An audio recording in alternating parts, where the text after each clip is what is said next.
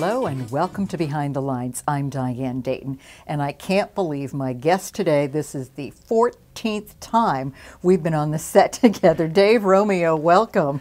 Thank you. Welcome back, yes. Yes, welcome back. So in case people don't know, you are a 26-time author, retired motivational speaker, Guinness World Record holder, results coach, and we can keep going on and on and on and on. But the reason we're here today is to talk about the most recent books that you've written. Yes. And one of those is Crossing the Finish Line, and the other one, you ready for this? How to Be Your Wife's Best Friend. So we're going to talk about both of these today. So Dave, how did you come up with this idea and why did you write this book? Well, it seemed to tie in with finishing a 25-year career, crossing the finish line. So it was a seminar and a book. Mm-hmm. And what I found out is that most people give up before they ever achieve their dreams. And I didn't want to do that. I wanted to make sure that when I finished, I was finished, and I can say I don't have a lot of regrets because I did what I wanted to do. And I wanted to show up other people how to do that. Most people, they lack strategies to go the distance. They start out really well, but then things get tougher than they thought, and they kind of give up. And they don't anticipate and prepare for the tough times ahead. So in a nutshell, I just really wanted to show people how to get what they want. How do we anticipate for the tough things that come up? Well, there's different strategies that you can use. So for example, I talk about in the book the marathon mindset. Okay. Okay, and this is how I learned that. When I was in high school, I went to a little tiny private school, and they had all different sports, but because it was so small, you had to go up for almost every sport. And they couldn't afford to have a track team every year, but they had it a couple of times. But what I did was the 100-yard dash. So you practice and practice and practice for 10 seconds of running. That's it. Yes. And then you stay there for the rest of the entire meet waiting because you have nothing else to do. Right. Well, because we were shorthanded, the coach came to me and said, "Are you interested in running one of the longer runs?" And I said, "Well, sure, I'd rather run than stand here and do nothing." So I'm in the race, and the starter pistol goes off, and I'm racing as fast as I can. I've left everybody else in the dust. Right. But see, what I didn't know was these are longer runners. They're practiced for a longer run, not a 10-second sprint. And so the longer it went on, I felt like I was running backwards because all of the other runners were passing me. I think I finished second to last or last. Yeah. And what I realized is I didn't have the stamina for a race that long because you had to prepare differently. And you have to do that in life too. Prepare differently than you do for a sprint. Okay, and that's what's key, and that's what you get into with this book as well. Yeah. So can we talk about, handling some of life's hurdles and that sort of thing? Yeah, and I love hurdles because hurdles are broken down into segments. Okay, so again, if we're using the track metaphor, if you're running around a track and you see, let's just say, 5 hurdles in a row, you're not looking at all 5 hurdles. Right. You're only looking at the first hurdle. Because that's what's in front of you right now. And the thing is, once you jump over that hurdle, you never think about that hurdle again. It's in the rearview mirror. True. And so you refocus your attention to the second hurdle. And it's easier to jump the second hurdle because you know the lift, the momentum, the stride, everything has already been done once. So once you get to the second one, it's a little bit easier. And then the third and the fourth and the fifth, the same way. So when I talked to a marathon runner yesterday, and he was saying, nobody runs 26.5 miles. He said, but I can run to the end of my driveway. I can run to the end of my block. I can run to the next block. You take it in little segments instead of taking it all in one big gulp. It's making it manageable. Yes. Boy, that's key, isn't it, with everything. So how do we really tell if it's working? Well, there's easy ways to do that. I look at, first of all, I test it. Does it work for me? If I get good results, then I try it with my clients. Okay, so let's just say with the seminar business that I ran, when I finished up, there were over 100 seminars. Right. And by the end, 4 of my top 10 clients had taken every single seminar, and one did it, I believe, in 6 years. Wow. So I could see that other people could do it because they learned to discipline themselves and to stay with it and not to give up when things got tough. You know, I've said this so many times. The biggest turning point in your life occurs when you decide not to give up on a goal or a dream just because it becomes difficult. Yeah, that's key. And that's a hard hurdle, isn't it, for some people? And for most of us, I would think, too. Now, you were talking about how some of your clients have had these amazing results, like sales results, writing books. Tell us a little bit more about that. Well, I was just really amazed doing this for 25 years because you have an entire span of time to look and see what happens. One gentleman started with me the very first seminar. He was there in my very last seminar 25 years later, finished in the top 10. When he first came to me, he said that his goal was to become $1 million salesperson, do $1 million in sales. And I remember this because his company sent me an email 1 year later with a note saying, hey, we're going to give Bob this as a gift, and we thought you'd like to see it. They sent me a photograph, and it said, congratulations to Bob for being the first person in his company to do $1 million in sales. Wow, that's exciting. And now he's teaching my sales academy since I've retired. So the student is now the teacher. That makes sense. What about any Guinness Book World Record? Oh, yeah. I'll never forget this call. I was talking to this gentleman up in Harlem, and we talked for a short time, and he sent me this email not too long later, a letter actually, and he said, you know, I always knew about you for bass fishing, but I never realized how much of an impact your goal setting could have on me. He said, I'm writing to let you know they are now in the Guinness Book of World Records. I wrote 772 songs in 1 year. Oh my heavens. Wow. Okay, that's amazing. So really, what keeps you going? Well, I'll tell you, one thing that I really learned doing this for such a long time is this. There's two approaches you can take if you're running a marathon. There's some people that they're just trying to keep pace or maybe try and catch up to the others. And they're probably going to pass a runner or two once in a while, but they're probably not going to win. There's a big difference if you mentally decide, I'm going to be the pace setter. I'm going to go out there and I'm just not going to try and be faster than somebody else. I want to be faster than I was the last time I did this. And so you start working faster. So as you've known in the past, we looked at my goal lists. Yeah. It wasn't just enough after a while to complete all the goals. It was more important to say, I should be halfway through the year now, half my goals should be done. No, I want to be 3/4 of the way through all the goals. So when you start getting into this mindset to say, I always want to stay ahead of pace, you never want to give that up. And I find that the people that got used to that, they were the people that had the greatest successes. Well, it's thrilling to watch other people succeed and cross that finish line. So tell us what you've learned.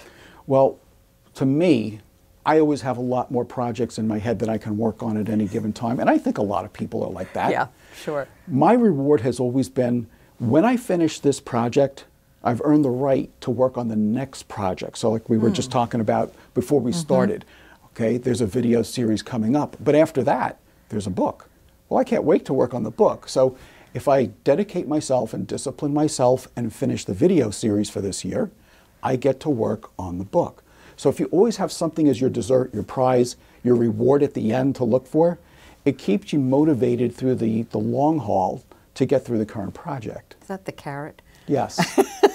We all have different forms of motivation. Right, we certainly do too. So I mean, crossing the finish line in this final seminar, I mean, it's been the biggest one that you've done. How many people were there? Well, it was sold out at 100, but I think there was 127 people altogether by the end of it. Wow. And if you take a look at the group shot, it just boggles my mind, because what you're looking at is people that I've known for over 50 years, standing right next to people that I never met or spoke to the same day, until that same day. Oh, wow, okay. They're all those different degrees of relationships, and my favorite part is always seeing people from all different segments of your life coming together and creating new friendships there. The previous seminar that I ever did, the highest grossing, this one more than doubled it. Wow. It was very well received, and it was recorded so that people that did see it would be able to see it as well. Yeah. But it also turned out to be one of the best ones. And that's really what I wanted. I wanted to take the best lessons from 25 years and just stuff it into the content. Well, all of this really gets down to relationships too, doesn't it, Dave? It really does. I was mentioning to somebody yesterday, I used to have call sheets that I would have on my seat of my car every time I go anyplace. Well, now that I'm retired, I still have the sheet, but it just says friends and contacts. And it's all the people that I'm worried about their health, that are going through a tough time, just checking in, staying in touch, making sure they're okay, seeing if they need anything. Right. Who is this book for? It's anybody that ever started out with a dream or a goal and didn't finish because something got interrupted and they're not done. They still want to go back. You know, one of the things I found is when you write a book or you read any book, especially in fiction, there's almost always a disaster. Okay. Something happens, an upheaval, but it's very rarely on the last chapter. It usually happens, and then the whole story is how do we recover from what just happened to us? And that's what I wanted to do. I wanted to keep people motivated the whole way through to the end of the journey. And that's what's key, because motivation is everything, Yeah. isn't it? It truly, truly is. So, website. Yes, everything is available at romeonetwork.com. So all the books, all the videos, everything, if you're interested, is there, included in the next series. Okay, so there is so much on there, because this has been how many years, Dave? Well, you know, I found this out from one of the website developers. They were rebuilding the site, and they said it's taking a little longer than we thought because there's over 1,000 pages. Oh, so I my. had no idea that it was that big. But this is Okay. over 25 years now. Wow, well, this is great. Well, we have another very interesting book to talk about, How to Be Your Wife's Best Friend, and we also have, well, the next chapter, what's going on, so stay with us. Thank you. You're watching Lancaster Community TV, LCTV 66. Welcome back to Behind the Lines. And of course, we're talking to Dave Romeo, his 14th time on Behind the Lines. And we talked about the most current book, Crossing the Finish Line, but the other book that he just wrote too, How to Be Your Wife's Best Friend. This is education for men, he says, and also validation for women. So what does your wife think? Well, I knew it was going to be good because she edited the book. So she knew a lot of the stories, she knew a lot of the lessons. It was a very humbling book to write because I realized all the things that I still needed to learn. And for people that don't know, when I got married, I was your worst nightmare. I was 31 years old. Okay. I had always lived at home with my parents. I'd never been out on my own. I had really no female siblings, so there was so much for me to learn. And I lived in New York before we got married, and my wife lived in Pennsylvania. And just to show you how far I had needed to go, one day she calls up all excited and she says, "I got scones." And I thought, is that what the blood tests show? I didn't know what she was talking about. So she said, no, they're candles. I said, why did you get candles? She goes, for our new house. I said, but we're going to have electricity. She goes, no, you put them on the walls. Well, wouldn't that be a fire hazard? She said, no, you don't light them. So I'm sitting there completely lost, and I just Right. realized I have a long way to go in being a husband. Okay, so she did a lot of training Yes. over the past, right now, 34 years of marriage. Congratulations. Thank you, yes. Okay. So yes, you were your the worst nightmare. So okay, some of the great quotes that you have in here. Share some of those. Yeah, I mean, I had some in the back of my mind, and I do seminars on relationships, Right. so I knew some of them, but I found so many great ones, and there's such great wisdom in some of them. I like this one. A woman always has the last word in an argument. Anything a man says after that is the beginning of a new argument. In other words, it's not who's right, it's not what's right, it's who's right. Okay, so you have to learn that. Another one I like is, anyone who thinks there's no difference between a man and a woman has never seen a man wrap a gift. So I know that personally. I mean, that's part of our jokes when we wrap our Christmas gifts. You can tell Okay. whose pile is whose. Right. And this is a good one too. Listening to your wife is like reading the terms and conditions of a website. You understand nothing, but you say, I agree.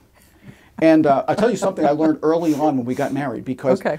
my wife was working in Harrisburg and I was working in Camp Hill. So we were carpooling, and I would drop her off in the morning, go to work, and then on the way back, I would pick her up.